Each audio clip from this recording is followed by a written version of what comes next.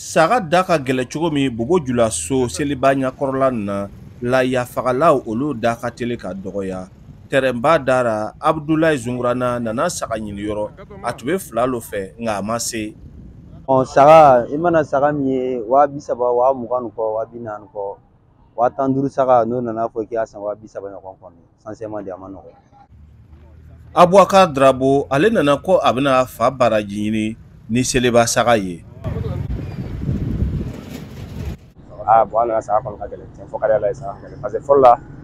saga i bɛ se ka saga ɲɛnama sɔrɔ belebele wari nɔgɔma na mais sisan saga kɔni a tɛ se ka san a ka gɛlɛn parce que ko jamana ɲagaminen don ko kɛlɛ bɛ dugufɛ dagaw la donc mɔgɔ tɛ se ka na ni sagaw ye tugun donc Burukina bi gɛlɛyara quoi an bɛ se ka kuma ni gouvernement fɛ n'o bɛ se ka dɔ bɔ o ka essayer ka solution sɔrɔ nin ko in na quoi pour que fɛn sɔngɔ ka jigin parce que waati jamana kɔnɔ. Saga bɛ lahara dɔ la bi min tɛ se ka lakari. Rashid Sanu o ye saga feerela le ye.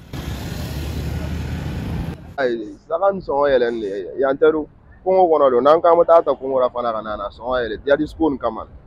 mais mɔbiliw tɛ se ka taa Congo la donc an b'a ta village ninnu y'an kɔrɔna yan ka na n'a ye donc fo saga nin fana sɔngɔ yɛlɛn o de sɔngɔ ka gɛlɛn quoi i m'a ye. Ni tiɲɛ lo ko gɛlɛya kɛlen don ka dugu bɛɛ lajɛlen dasiri nka ka saga se o adu na a ma ɲi ka se o yɔrɔ la o ye Abdulayi Zungurana ta hakilinata ye. Gɛlɛya se ka na kɛ o bɛ saga prix fana gɛlɛya o cogoya la hali gɛlɛya bɛ cogo cogo saga prix man ka gɛlɛya voilà. Ni laya gɛlɛyara ka taa se fo ni adu na Sulaman kɛ ka fɛɛrɛ jumɛn lo tigɛ. Imam Sanogo ale ye silamɛya sariya lɔnbagaba ye an sera ale fɛ. Dinɛ yɛrɛ ka principe belebeleba a ka pilier belebeleba Ala t'an jagoya kuran tɛ se ko min na n'Ala y'a kɛ ni san bɛ taa gɛlɛyara o tuma na baasi tara mɔgɔw b'a to yen se bɛ mun ye olu ka mɔgɔ dɔ mun m'a sɔrɔ olu k'o sɔn parce que o b'a fɔ ko lahiya ko sunna lo sunna kɔrɔ ye min ye prophète ko min kɛ a y'a kɛ tuma bɛɛ